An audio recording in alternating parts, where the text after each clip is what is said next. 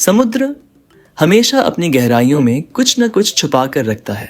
कभी मोती, कभी खतरा और कभी कोई अनकही कहानी। आज मैं आपको एक ऐसी ही रहस्यमयी कहानी सुनाने वाला हूँ। नेचुरा द्वीप की कहानी, आरव की कहानी। 12 साल का एक लड़का था, आरव।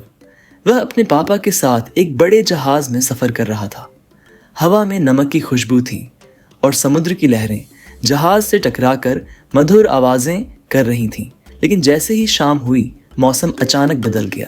काले बादल छा गए, तेज हवा चलने लगी और बड़ी बड़ी बिजली समुद्र पर गिरने लगी। आरव डर गया और बोला, पापा, मुझे डर लग रहा है। पापा ने उसे गले लगाते हुए कहा, कुछ नहीं होगा बेटा, मेरे पास रहो।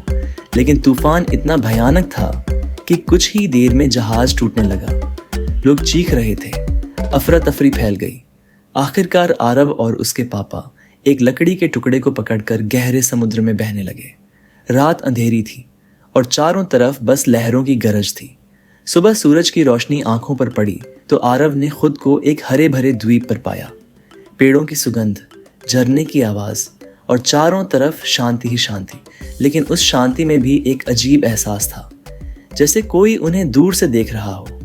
अचानक झाड़ियों के बीच से छोटे छोटे बौने बाहर आए, 3 फीट ऊंचे पर मजबूत शरीर वाले। उनकी आंखें चमक रही थीं और कपड़े पेड़ों की पत्तियों और रेशों से बने थे। एक बौना आगे आया और बोला, मैं ट्रो हूँ, आपका स्वागत है नेचुरा द्वीप में। उन्होंने आरव और उसके पापा को अपने सुंदर गांव में ले लिया। नेचुरा गांव किसी सपने जैसा था। बौने लोग पेड़ों की डालियों को मोड़कर घर बनाते थे। रात में वे जुगनू दीपक जलाते थे, जिससे पूरा गांव सोने की तरह चमकने लगता था। लेकिन एक बात बहुत अजीब थी, शाम होने के बाद कोई भी बाहर नहीं निकलता था। सब अपने घरों के दरवाजे बंद कर लेते थे और गांव के बीच एक बड़ा सा अग्निकुंड जला दिया जाता था। आरव ने टुरो से पूछा, रात को सब इतना डरते क्यों हैं? टुरो की आवाज़ धीमी हो गई, क्योंकि इस जंगल में रात के समय एक दैत्य घूमता है, जिसे हम कहते हैं शैडो बीस्ट। अगली सुबह टुरो ने पूरी कहानी बताई।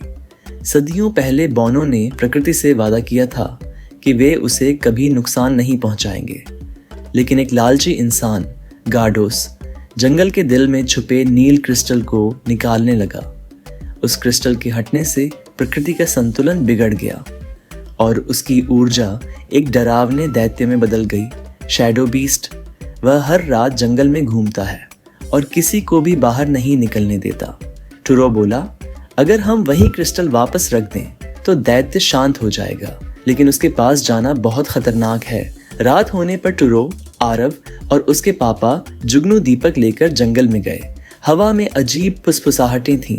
पेड़ हिल नहीं रहे थे, जैसे कराह रहे हों। अचानक एक जोरदार गर्जना हुई, पेड़ हिलने लगे और उनके सामने खड़ा था शैडो बीस्ट। उसकी आंखें लाल थीं और शरीर धुएं जैसा। आरव डर गया, लेकिन टुरो चिल्लाया, प्रकाश! इसे प्रकाश से डर लगता है। आरव ने जुगनू दीपक ऊंचा उठाया।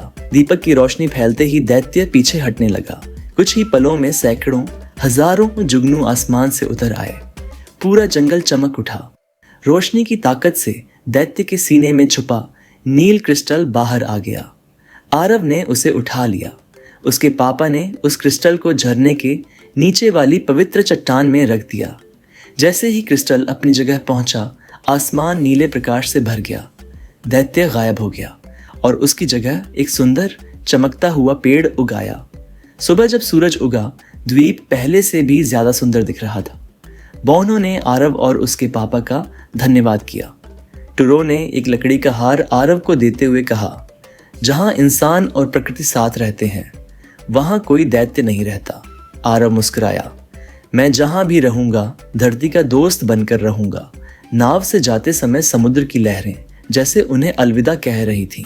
और जब आरव अपने गांव पहुंचा, लोगों को यह कहानी किसी सपने जैसी लगी। लेकिन आरव के गले में चमकता हुआ हार उस द्वीप की सच्चाई बता रहा था। मॉरल, कहानी की सीख, जब हम प्रकृति का सम्मान करते हैं तो वह हमें शांति और सुख देती है। लेकिन जब हम लालच में आकर प्रकृति को नुकसान पहुंचाते हैं तो वही प्रकृति हमें चेतावनी भी देती है। इंसान और प्रकृति को एक दूसरे का साथी बनकर रहना चाहिए, तभी दुनिया खूबसूरत बनती है।